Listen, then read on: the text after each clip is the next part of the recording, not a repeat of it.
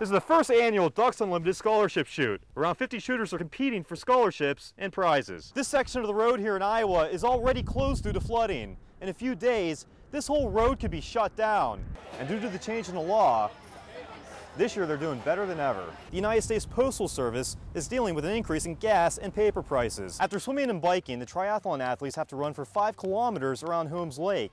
We do have some infrastructure that's being affected down on the river. We have a solid waste plant and a water treatment facility that are also down in that area. Nebraska City is the latest town being affected by the Great Missouri River flood. The Highway 2 corridor between Nebraska City and I-29 on the Iowa side has 2 low spots. This section of the road here in Iowa is already closed due to flooding. In a few days, this whole road could be shut down, adding a 3-hour commute time to people living in Nebraska City. I think it's going to be devastating because we won't have any commerce coming by here. Ellis Wood owns the Wood Family Fuel gas station along the corridor. I'm sure I'll see sales go down significantly.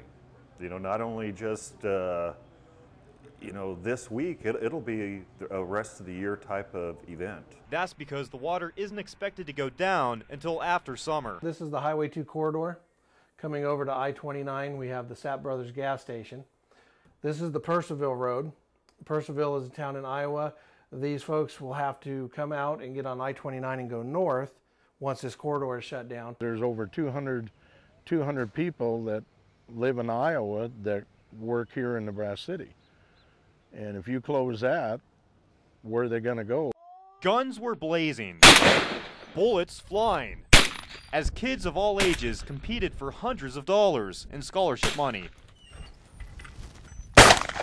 This is the first annual Ducks Unlimited Scholarship Shoot. Around 50 shooters are competing for scholarships and prizes. The top shooter won a $500 scholarship, while several runners-up won $250 scholarships. One of those winners was 14-year-old David Reck, who was one of the day's sharpest snipers. I've been shooting trap for a couple years, so that probably helps a little bit. Kids 18 and under were all eligible for the event. They had 100 chances to shoot at clay pigeons through several stations, and the kids with the highest hit totals won the prizes. The rules of the game are simple. When you say pull, one rock comes out and you shoot it, and then once you shoot, then someone else pulls the next one, and you gotta hit that one too, or supposed to. It makes you feel good.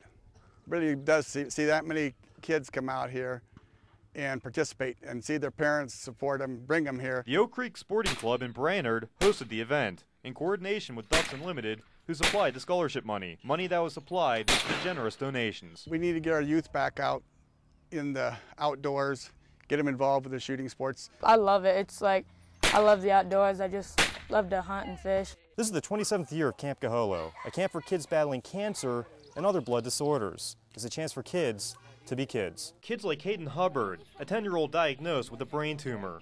For a few days, his main focus is laser tag. We're trying to tag the other players, and then so that way when we can go down, like capture the flag.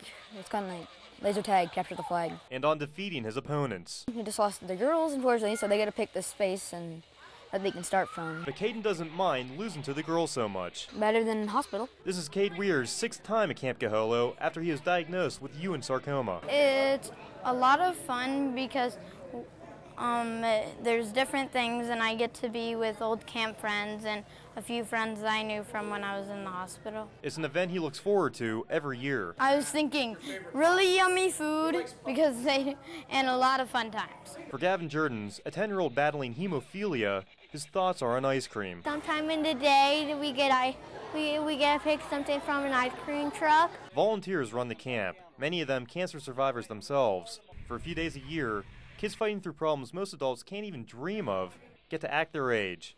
Reporting in Gretna, Dennis Berg, First News, Nebraska.